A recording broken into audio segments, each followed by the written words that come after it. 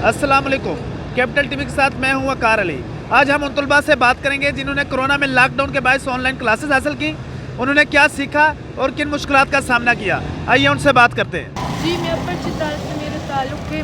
मैंने वहाँ पे अपनी सारी ऑनलाइन क्लासेस अपर चित्राल में ही लिया है और मैंने जितनी मुश्किलात का सामना किया है वो मैं ही जानती हूँ। कभी नेट की तलाश में हम टाउन आते थे, कभी कहाँ एक साइड में कोरोना थी, फिर भी हम लोग ट्रैवल कर रहे थे एक जगह से दूसरी।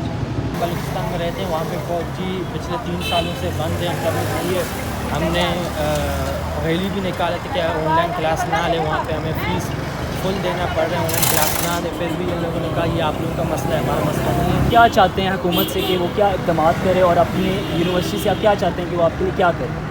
यार हुकूमत से तो हम यही चाहते हैं कि कोई अच्छी अपॉर्चुनिटीज़ प्रोवाइड करें स्टूडेंट को, कि कोई अच्छी अपॉर्चुनिटी जिस तरह हमारे पास हमें वो फीस रिडक्शन इन्होंने बिल्कुल भी नहीं की जो कि करनी चाहिए थी। तुलबा और तालिबात को अपनी तालीमी और तदरीसी सरगर्मियाँ जारी रखने में बहुत दुश्वारी का सामना रहा। चुनांचे हमने इस हवाले से वज़ीर बराए हायर एजुकेशन से उनका मौक़िफ़ जानने की कोशिश की। देखिए, यूनिवर्सिटीज़ एक बिल्कुल अलग सिस्टम है और उसमें यूनिवर्सिटीज़ के लिए चलना वैसे ही बड़ा मुश्किल हो रहा है। और अगर आप यूनिवर्सिटीज़ में ये डिस्काउंट देंगे तो तनख्वाहें प्रोफेसर्स को आप ले ऑफ नहीं कर सकते, बड़ी मुश्किल से प्रोफेसर्स मिलते हैं और ज़रूरी नहीं कि देर यूनिवर्सिटीज़ प्रॉफिट बना रही हों, राइट। और फिर higher education is a privilege. हमने रिक्वेस्ट की थी यूनिवर्सिटीज़ के वाइस चांसलर से कि अगर आपके लिए पॉसिबल है तो उन स्टूडेंट्स को ज़रूर अकोमोडेट करें जो अफोर्ड नहीं कर सकते, लेकिन अक्रॉस द बोर्ड देना मैं समझता हूँ बिल्कुल वाइज नहीं है। ऑनलाइन क्लासेस तो शुरू करवा दी गई हैं, मगर उन तलबा के लिए क्या किया गया है जो कि नॉर्दर्न एरियाज़ में रहते हैं, जिनके लिए इंटरनेट की एक्सेस नहीं है? नहीं, ऑनलाइन क्लासेस तो मजबूरन तब शुरू कराई थी, उसके बाद अब तो ज़ाहिर रेगुलर क्लासेस शुरू हो गई हैं। उस वक्त ऑप्शन कोई नहीं थी हमारे पास, अगर या तो बिल्कुल या कुछ ही ना होता। और ऑब्वियसली कुछ लोग जो हैं वो डिसएडवांटेज थे, उनको कईयों के पास इंटरनेट नहीं था, कोई अफोर्ड नहीं कर सकते, कोई दूर दराज रहते हैं, तो ये प्रॉब्लम्स तो थी, ये साथ ही थी। और सारी दुनिया में जिस जिस जगह कोरोना आया सबको ये फेस करनी पड़ी। कल हमारी एक बात हुई है नॉर्दर्न एरियाज़ के लोगों से, वो कह रहे हैं कि हम 3 घंटे रोज़ाना एक जगह से दूसरी जगह ट्रेवल करते थे इंटरनेट की वजह से। ऑब्वियसली उनको प्रॉब्लम है, ज़ाहिर ट्रैवल करके अगर हॉस्टल में पढ़ने जाते हैं तब भी अपना ख़र्चा तो करते ही हैं, तो ज़ाहिर है कि आपको जब आप पढ़ने जाते हैं कहीं पे भी तो एक्सपेंस तो होता है उसका। ऑनलाइन क्लासेस की वजह से कुछ लोगों ने फ्रीज़ करवाना शुरू कर दिया है, सिर्फ इस वजह से या तो उनको वो मवाद नहीं मिल रहा जो वो इन्वायरमेंट के साथ लेते थे, और अगर वो मवाद ऑनलाइन क्लासों में ले रहे थे तो यूट्यूब लिंक से टीचर्स उनको दे रहे थे। उसके बारे में आपके क्या इक़दाम हैं और आपने क्या किया? देखिए, पहली बात ये समझनी ज़रूरी है कि यूनिवर्सिटी एजुकेशन में स्पून फीडिंग की ज़रूरत नहीं होती है। अच्छा, अगर यूनिवर्सिटी स्टूडेंट है ना तो वो खुद भी किताब से पढ़ के, इतने लेक्चर्स तो इंटरनेशनली अवेलेबल हैं, अगर इंटरनेट हो तो। ऑब्वियसली जहाँ पे नहीं है वो तो फिर डिसएडवांटेज है ना, उसका हल कोई नहीं मेरे पास।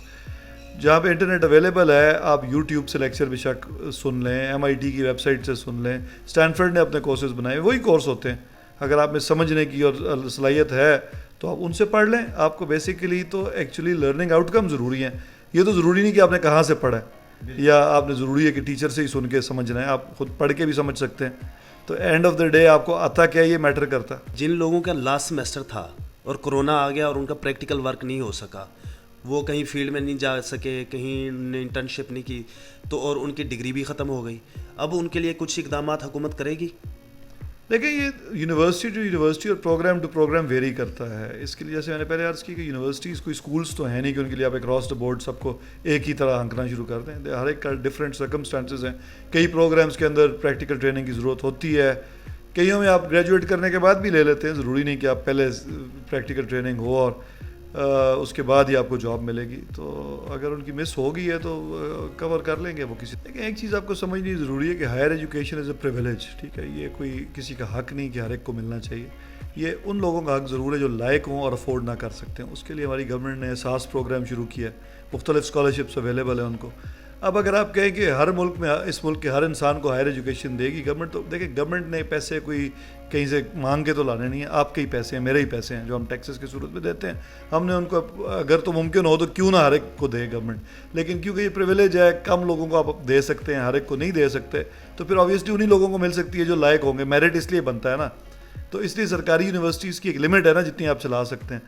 100 100 अरब रुपए चाहिए गवर्नमेंट की तरफ से हर साल सरकारी यूनिवर्सिटियों को चलने के लिए, और अभी इस साल तो हमारे पास 70 अरब अवेलेबल थे, और बड़ी रिक्वेस्ट की हमने प्राइम मिनिस्टर साहब की, और फिर जाके उन्होंने वादा किया कि कहीं से मैनेज करेंगे मज़ीद 30 अरब।